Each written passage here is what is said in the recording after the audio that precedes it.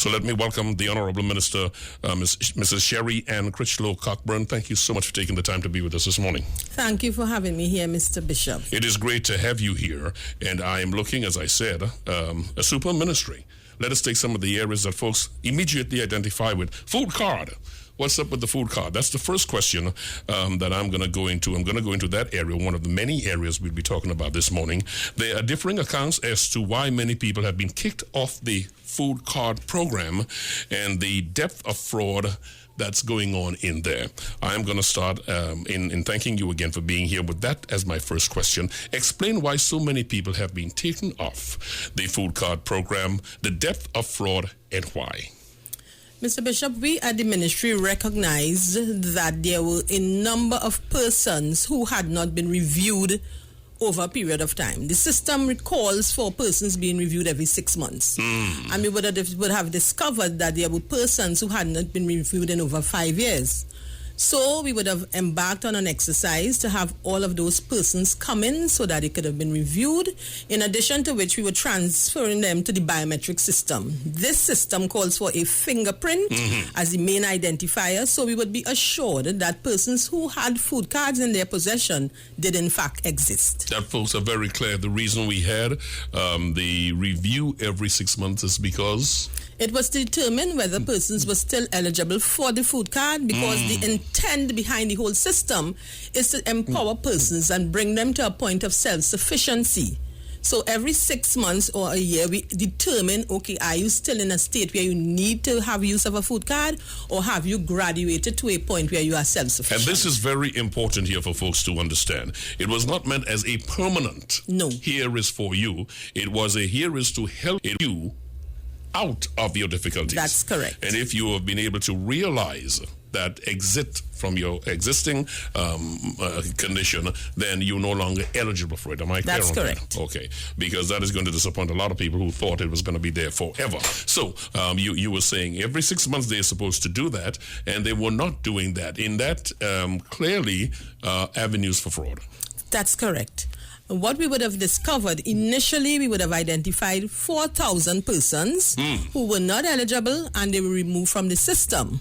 That would have saved this government $25 million annually. $25 million for only 4,000 people. That's How correct. many people are there? The estimates I looked around tells me we're looking at something like 240,000 people who are on food card. Is it No, correct? that's not correct. Okay, give me some correction. 24,000. There was an extra zero in there, yes, maybe that because was a misprint. when I looked at the amount of dollars it's costing us, maybe my eyes did a substitute inside of that. So we're looking at 24,000 people. That's right. on the food card. So far, you have removed 4,000. You have not removed them. You have purged the rolls to reflect more accurately who is deserving of this. That is correct, Mr. Bishop. And what would have happened in March as part of the biometric exercise, where we were transitioning persons onto the system, we would have asked all persons to come in and be enrolled.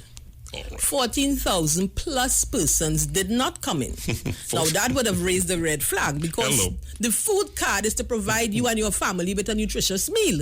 And if you are really deserving of it, once there's an interruption, you will come in. What has happened is, at last count, approximately 12,000 of those persons have not come in. That is going to result in a further saving of $110 million to the people of Trinidad and Tobago annually.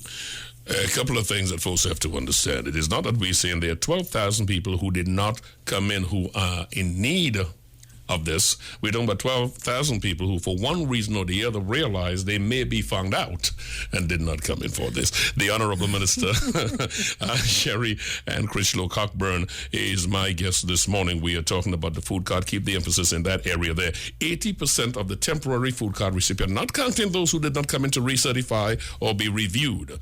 But is it correct that 80% of the people who were on the food card did not apply for permanent cards?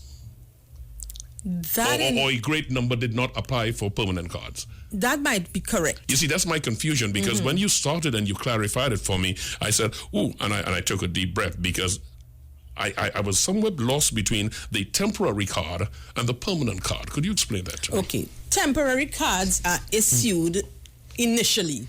So someone may come in today, they are in dire straits, and the decision will be taken to provide a temporary food card while the process for applying for the permanent card happens. But that permanent card is still to be reviewed every 6 months. Yes. Good enough. Yes. Good enough. But the temporary card, you can get up to a maximum of 3 temporary cards. I see. Just in the event it takes the ministry up to 3 months to process your permanent application. Gotcha. In addition to which, you may have persons, let's say, for example, we're having serious retrenchment.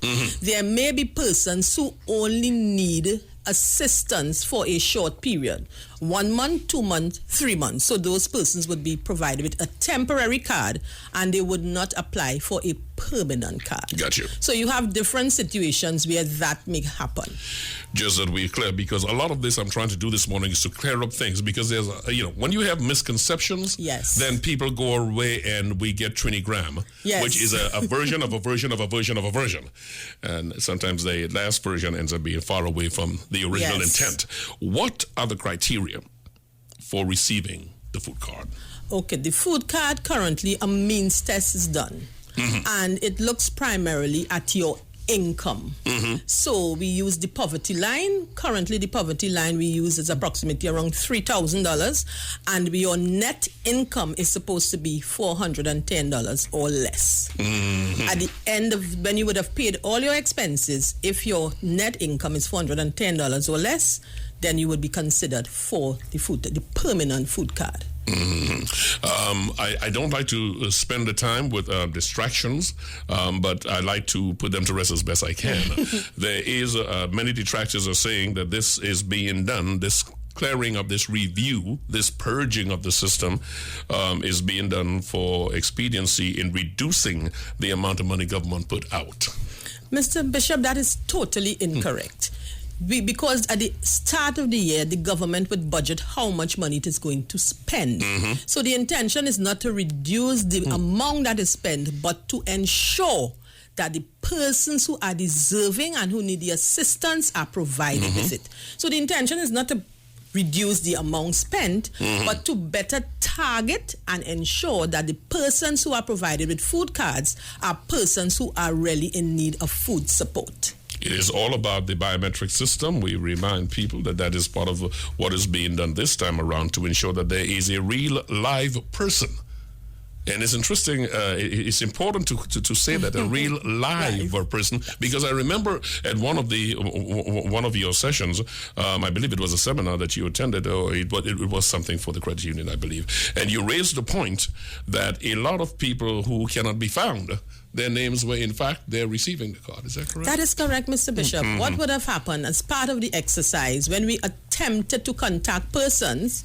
Some had migrated, some had died, and the cards were being used by other persons. We also had situations where persons just had cards and they were not even in the system. So there was a multiplicity of reasons why it became necessary to remove persons. I've got a couple more for you. I've got a couple more that bothers me, because since the inception in 2006, many persons received their cards through, are you ready for this? They got them through the churches, they got them through temples, and then they got them through the MPs. Now, if I do this again, churches, temples, MPs, sounds like a prescription to me. It only equals disaster, because that to me is a perfect avenue for a lot of questionable things to happen.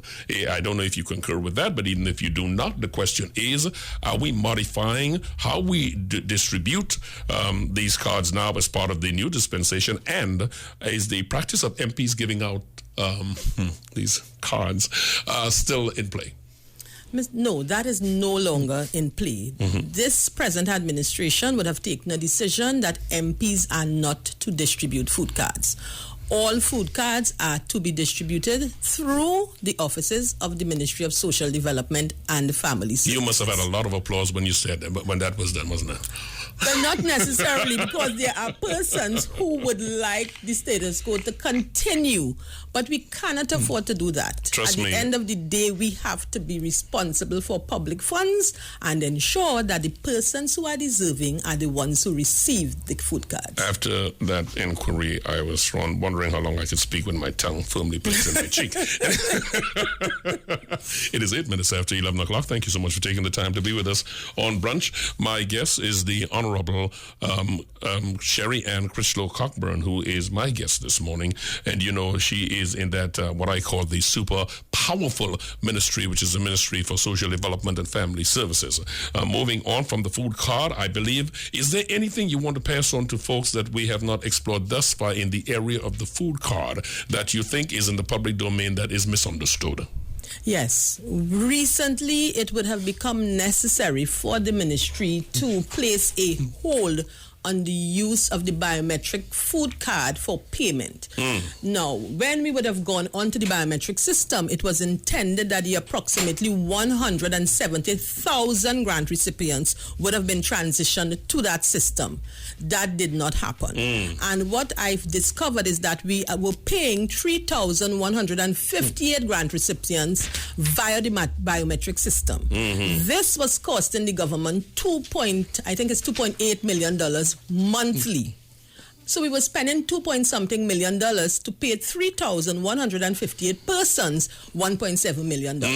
Doesn't make sense. Makes no sense Doesn't at all. make sense. The Division of the Aging is under your super ministry. Yes. And there's one area of that I am really disturbed about. It bothers me to no end to see recipients of pensions and so on standing up outside of a bank from 5 a.m. in the morning, sometimes until 10 o'clock. These are citizens who have paid their money, who are getting what is deserved from them. And I cannot understand why the banks who charge for this service, and we use them, why we, we, and I say we being the government, because we are the government. And I think as long as folks begin to feel that way, then we will all have a understanding that we are stakeholders in this thing. I cannot understand why demands cannot be made of the banks to either put more people on at the end of the month and or provide seating or at least toilet facilities for these people. These are older people. And when you pass early in the morning and you see them lining up as though they are beggars for their money, I think it makes a statement as to what our priorities are. And so I beg of you on their behalf, is there something, I ask of you first of all, is there something can be done? And if there is, I beg of you that something be done. Mr. Bishop, we are currently in the process of having discussions with the Bankers Association. That is one area that we plan to have extensive discussions on, because it came to our attention that some banks have discontinued the special line that they had for the elderly. So it suggests that they're operating in a somewhat retrograde manner. Now, we recognize these persons would have made their contribution to this country already, and they need to be treated in a more humane manner. So we are not averse. We are going to have those discussions. And that, of course, does not apply if they're doing the service for you for free. And it is not for free by no stretch of the imagination. No, that's why their profits are so big at the end of the year. Anyway, I digress. It's 11 minutes after 11 o'clock. Baby Grants program, that has been discontinued. Was that helping at all? But I don't know if it is entirely correct to say it has been discontinued. Please clarify. The previous administration would have introduced that, and they would have approved it for 1 year. So the intention was never to have it as an ongoing program. It was approved for 1 year, and it came to its natural end in September of 2015. Of course, it was done for the election year. Okay, fine. I'm sorry. I'm sorry. I digress again. Okay. It is stated that about 24.5% of the population, Trinidad and Tobago, is living in poverty. Some argue it is just the cost of living. You argue it is a question, among other things, of education. Explain, elaborate for me, please. We would have conducted a survey of living conditions, and the results would have revealed that it is not so much that the persons, it had more to do with their level of education and their ability to earn a better salary. So we recognize what it means is that we have to look at education and ways in which we can enhance persons' education and their knowledge. And I think what happens oftentimes is that persons may go through the education system. They may go through that system not being aware of what are the needs, what are the manpower needs of the country. So at the end of the day, they may go through the system. Some of them may even achieve some CXC passes, but is it relevant to the needs of the country? That is a call also, I believe, to the institutions of higher learning. Are you, in fact, catering for the needs of the country, or are you just giving about accreditation for this, that, and the other that may help us to export people? But that, too, is a different discussion. We're opening a lot of doors here this morning. Yeah, but what I would like to say on behalf, I would have had a discussion with the Minister of Education, and he is currently partnering with the business community to better determine the manpower needs of the country. So with a quarter of the population living in poverty, about a quarter of the population, what other programs or safety nets are there for Trinbagonians that we have not yet addressed this morning? Food card is one that we looked at. We understand the need the numbers can be reduced if we have greater level of education targeted to the areas of need in the country. What other areas of this safety net that are available for Trinbagonians? Mr. Bishop, there are numerous areas, but I think what may happen is people may not be totally aware. Would you please help us? We have the Senior Citizens Grant, we have the Disability Grant, and that is for persons who may have been deemed 100% disabled. We have Public Assistance Grants. This is where we assist persons whose parents may be incarcerated or they may have died. We have the Education Grant to assist secondary school students to go to school. We have the Funeral Grant, where if a family would have died, a relative would have died, and the others who they are unable to treat with the funeral arrangements, we provide a grant of up to $7,000. Persons, for example, over the weekend we had a lot of flood victims. Yes. We assist by providing them with a food card. We provide them with rental assistance. It's up to 3 months, so they can be relocated for that period. We also assist with repairs because, your house may have been damaged in some way. We provide a grant, house repairs, roof repairs, plumbing. So that could be up to a total of $45,000, and those are grants. In terms of persons who may need to have a business, we provide grants under that system. We call it the MEL. So you are provided with a grant of up to $15,000 to assist you with a small business. So there are a number of areas where persons are in fact provided with assistance. Is there a central point? A central number of folks can call. I know the first thing most folks say the easiest thing to do is to go on the web. But if you look at, the age group of a lot of people who are in need, they either don't have access to or don't know how to use the new technology. I mean, the kids are good with it now because that's their copybooks. The other folks don't know. Is there a central number that is answered in a timely manner?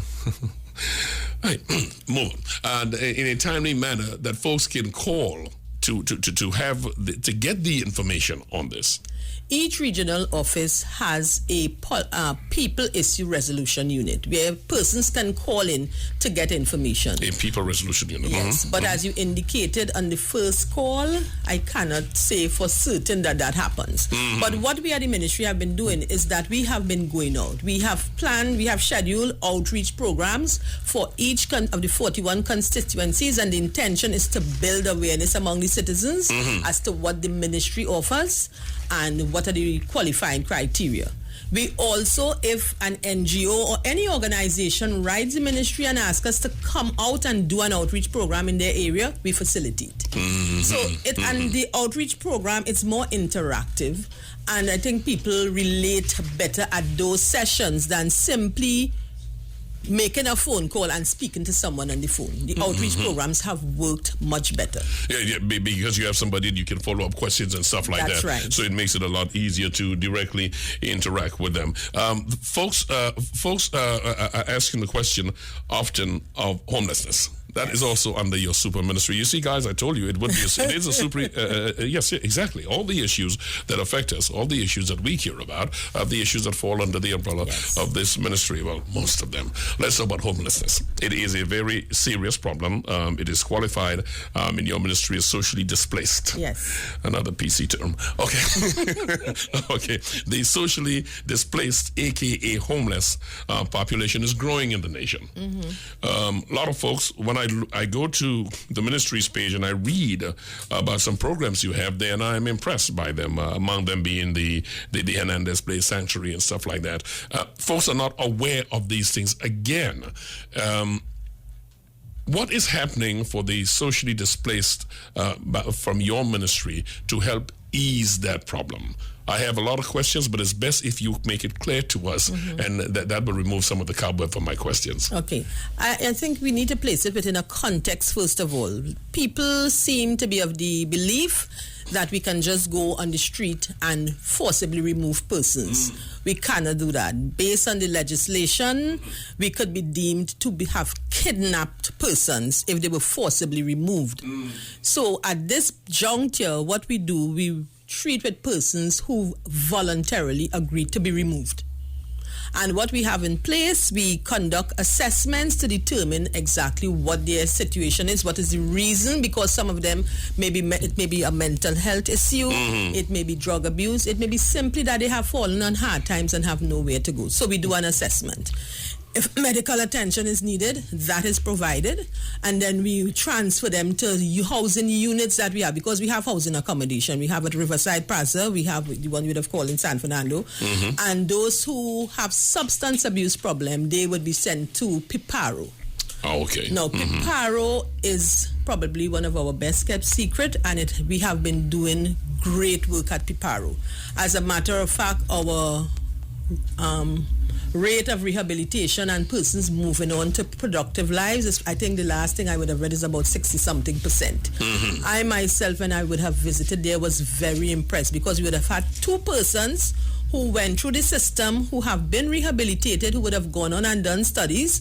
One would have gotten to the degree level, one would have done the CXC, and they are now employed at the Piparo Center. So great work is being done at the ministry in terms of these persons. That's good to hear. The Hernandez Place Sanctuary, specifically what is done there? That is, there we tend to house them. It's like residential, so they live there. Okay. Yes. Okay. Kidnapping. When you look at the state, the slate of homeless or socially displaced people we have, and is there need for the legislation to be changed? I mean, if in fact we see so many people who don't seem able to, one, help themselves, don't seem as though there's anybody who cares sufficiently to inquire of some accommodation, some alternative for them. They're just roaming the streets. They're just there. These are our brothers and sisters. I mean, folks walk by and they like to turn their eyes away, and as someone said before, most of us just a paycheck away from that position. And I wonder, the society is going to be judged by how it treats its less fortunate citizens. And so it is a testament for all of us that we correct this situation. And if this legislation, you said, and I understand, it's called kidnapping, taking them in, but some of them are not even of the mindset. First of all, they're not aware that there is the option. There is nobody to inform them. And in some cases, it just is above them, okay? I mean, is there anything can be done via changing the legislation to correct this? Is this something that your ministry is looking at? Well, currently a team is working together, and this comprises persons from Ministry of Health, Police Service, Attorney General's Office. And what has been determined is that there isn't necessarily need for new legislation, but for us to look at the legislation that is currently in place and amend it accordingly. So that is going to happen very soon. You're inside Brunch. It's 21 minutes after 11 o'clock. We are getting the answers we need, some of the clarity for sure, from the Honorable Minister Cherrie-Ann Critchlow-Cockburn, Minister of Social Development and Family Services. Family Services is a problem we have. We have a problem with a lot of our teens. I know, and I need you to clarify for me, is the Administration of Children's Services under your ministry? No, it isn't. No, it's not at all. And that is, to me, I had to kind of look them up last night trying to link them, because I would think it should have been there, but that's a whole different question. But we have a lot of families who just, sometimes you can just be slightly away from the poverty line, but not enough that you can make it on your own. Right. You know what I'm saying? It's almost like the tax system. If you make $25, you pay 25% tax, but if you make 26, you pay 33. So you're just on the border. There are a lot of families like that. Is there any bridging situation to assist them that your ministry offers? what happens? That is why you would oftentimes hear the ministry indicate that we treat with the poor and the vulnerable. Vulnerable, yes. We consider those who just on the cusp of the vulnerable. Takes me a little time to get the PC language right, Yes. but okay. It's vulnerable. But I think what happens oftentimes, Mr. Bishop, is that a lot of people, I used to hear my mother say, people, they're poor and they're proud. So people tend to be hesitant to come in. Then you have to admire that. I mean, at some point, I can be naked. I don't have to have everybody know I'm naked. Exactly. And I understand that. And that is why we seek to impress on the persons who work at the front line. The manner in which you treat with persons when they come in determine whether they stay, whether they return, or they do not come back. Because it doesn't mean because I may be down on my luck that you treat me in a particular manner. That's right. So that is why we are heavily focusing now on improved customer service. But to treat with the vulnerable, that is why we have workers, we have social workers, so they can also make a judgment call. While we have the means test, there is some flexibility within there where you haven't visited the person's home and haven't interviewed them and become very much aware of their situation, you can make a judgment call and make a recommendation. That point you make about social workers is you're looking at my information here, because that is my other area I'm coming to. Almost every turn I look at with displacement or uncomfortable living positions, that is to say domestic violence victims and so on, everybody's talking about a lack of social workers. Speak to me about that. Trinidad and Tobago, we have a large number of social workers. What happens, however, is that the ministry is provided with its social workers via the Service Commission Department. And I believe they may be overworked, they may be overburdened, but they have not been able to satisfy our needs and our requirements. Currently, we have, I think it's about 30-something vacancies for social workers. And that places a heavy burden on the existing social workers. And it also means that we are not able to be as effective and efficient as we need to be. The permanent secretary is in discussions with the Service Commission Department in an effort to have those vacancies filled. But it does, in fact, pose a bit of a problem for the ministry because we are not able to service as efficiently and effectively as we ought to. 107.7 in the morning, you are having brunch. Rennie Bishop is my name, and my guest is the Honorable Minister Cherrie-Ann Critchlow-Cockburn. I need to do a little turn back, just a little turn back. Back in, I drive erratic sometimes, as long as the police not looking. you get the feeling sometimes as long as you're not caught. Yeah, okay. I don't advise it. I'm just saying. But I want to go back to the area, the area of the food cost. Sure. All right. What is the penalty? Outside of being kicked off the books, is there a penalty for folks who have been found to have abused the system over a long time? No. Is there a penalty for that? No, there isn't.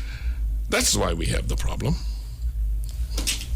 Because, sometimes you have to get what's it, the Minister of Finance said, sometimes we impose penalties not for the purpose of collecting money, but for the purpose of changing behavior. I understand, but I believe we always tend to operate on the belief that persons would behave honorably. Really? But what does the kid say, really? Yeah, okay. So with this new approach to dealing with the food card, are you finding that folks are understanding the purpose for that? Those who came in to be reviewed, are they showing that they understand the purpose for this? Some persons understand. Some persons seem not to, or they understand but they do not agree. So they understand this is what is happening and why, but they do not agree, because the reality is, Mr. Bishop, some persons believe that if they can get away with it, they will do so.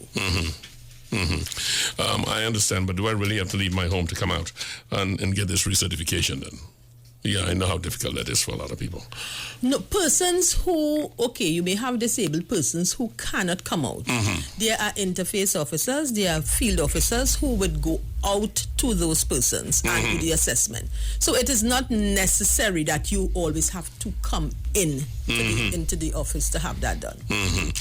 Minister, if you would be forgiving, allow me to take a break and we'll come back and have some more brunch.